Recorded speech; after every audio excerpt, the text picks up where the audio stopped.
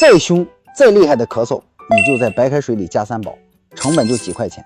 你们有点小问题就不要去医院了，里面到处都是病毒，很容易传染的。如果你最近一直在咳嗽，特别是晚上咳得非常厉害，痰都是稀稀白白的，还很怕冷，这在我们中医看来多半是风寒袭肺，寒邪堵在了肺里排不出去，这肺气不顺畅，咳嗽它就好不了。调理的关键是要驱散寒邪，温肺化痰。咱们就切点生姜丝，拍一颗大蒜，再加1勺红糖，煮水喝，坚持喝3天，1天喝1碗，能起到化痰止咳、温肺散寒的作用。